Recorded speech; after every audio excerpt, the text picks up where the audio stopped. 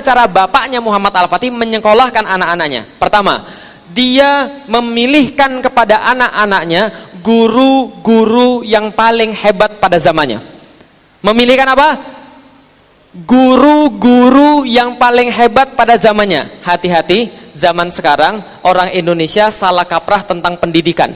Mereka menyekolahkan anaknya bukan pada guru, tapi pada gedung, tapi pada kurikulum. Paham teman-teman sekalian? Bedanya apa? Nih bedanya, saya kasih tahu. Salahnya orang Indonesia menganggap pendidikan adalah transfer of knowledge, adalah transfer pengetahuan. Bukan. Pendidikan bukan transfer of knowledge. Pendidikan itu adalah transfer of karakter. Transfer apa? Transfer karakter. Kenapa bukan transfer of knowledge? Karena kalau cuma transfer of knowledge, Google tahu lebih banyak daripada guru-guru Anda. Betul? Jadi kalau cuma transfer of knowledge, nggak usah pakai guru, Google sudah bisa. Tapi kalau transfer of karakter, itu hanya bisa dilakukan oleh ulama. Hanya bisa dilakukan oleh orang-orang yang punya ilmu, orang-orang yang memahami agama. Bisa dipahami teman-teman sekalian. Maka ulama-ulama zaman dulu bilang, kami belajar adab 40 tahun, belajar ilmu cuma 4 tahun. Zaman sekarang orang belajar ilmu tapi nggak punya adab. Bisa dipahami sekalian. Baca Google dapat dalil, gurunya didebat, masya Allah. Baca Google dapat dalil, gurunya dibid'ahkan, masya Allah. Ini pada zaman sekarang, karena adabnya tidak ada. Zaman dulu adab ini yang paling utama. Zaman dulu Bapak Ibu sekalian, majelisnya Ahmad bin Hambal, Imam Ahmad bin Hambal, majelisnya yang datang ribuan.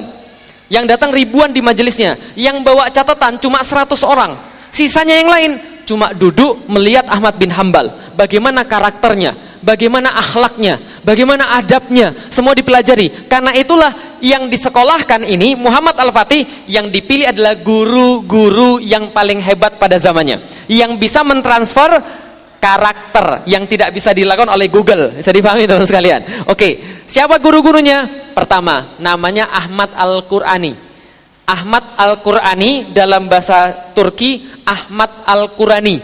Kerjaannya ngapain? Ngajarin Al-Quran. Nah, sama kayak guru Anda tadi, namanya Ustadz Ahmad Al-Wasim, gitu kan ya, masya Allah. Ahmad juga, tapi belakangnya beda. Nah, ini Ustadz Ahmad ini juga sama. Ahmad Al-Qurani ngajarin Al-Quran. Bagaimana caranya? Caranya agak unik. Pertama kali dia ngajarin pada Muhammad Al-Fatih, mungkin umur Muhammad Al-Fatih sekitar umur 5 tahunan, 6 tahunan. Ini anak sultan. Anak sultan petantang petenteng. Lah kenapa? Punya segala-galanya. Lewat petantang petenteng, dipanggil gurunya nggak mau nyaut, dipanggil gurunya rame sendiri, kan gitu kan ya. Lalu kemudian gurunya Syekh Ahmad tadi datang kepada Sultan Murad, bapaknya Muhammad Al-Fatih, lalu bilang begini, mohon maaf Sultan, apakah saya boleh mendidik anak ini sesuai dengan cara saya? Bapaknya bilang, terserah Syekh, mau diapain ya terserah, saya percaya sama Syekh. Langsung Syekhnya bawa kayu, ya. Syekhnya bawa kayu. Nah sini, Muhammad sini. Ini anak masih 5 tahun, 6 tahun. Muhammad sini. Enggak ada salah apa-apa. Datang dipukul pakai kayu, cetar. Kayunya patah, anak ini kemudian mentalnya down. Lah bukan mental down yang negatif, bukan. Anak ini langsung nurut karena pukulan Syekh Ahmad Al-Qurani. Langsung ngafalin Quran, 8 tahun hafal Quran. Masya Allah, ini anak, coba lihat ya, pukulan guru yang ikhlas, ya, pukulan guru yang ikhlas itu bikin hafal Quran, Masya Allah. Makanya ketika Al-Fatih sudah gede, itu bahkan Al-Fatih bilang begini, saya bersyukur karena dulu dipukul oleh Syekh Ahmad. Kalau saya tidak dipukul oleh Syekh Ahmad, mungkin saya gak bakal jadi begini. Jadi mohon Bapak Ibu sekalian, kalau sudah menitipkan pada guru, menitipkan anak sekolah pada guru, tolong percaya sama mereka. Karena kalau gurunya ikhlas insya Allah, dan gurunya benar insya Allah, bahkan pukulannya saja karomah. Ya, jadi dipukul saja langsung bisa ngafalin Quran. Pukul aja di Muhammad Al-Fatih, gitu kan ya. Tapi kalau misalnya Anda ketemu bukan dengan guru yang benar, mukul anak Anda, nah ini baru salah.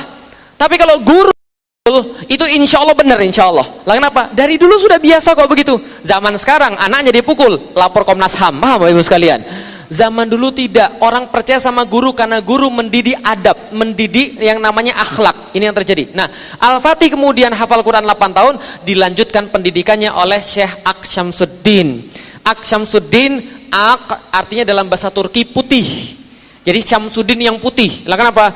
Jenggotnya putih, rambutnya putih, bajunya putih, dan dia sudah tua dan sangat jenius sekali. Ak Syamsuddin tercatat jenius botani, jenius herbal, jenius sejarah, jenius bahasa, jenius astronomi, dan jenius-jenius yang lain, termasuk fisika terapan. Maka Aks Syamsuddin mengajarkan pada Muhammad Al-Fatih, yang kedua ibu-ibu sekalian yang paling penting, yang pertama pilih guru yang baik, yang kedua anak-anak belajar dengan sejarah, anak-anak belajar dengan kisah, anak-anak belajar dengan cerita. Kalau kisah, sejarah, dan ceritanya salah, maka salahlah perilaku anak tadi.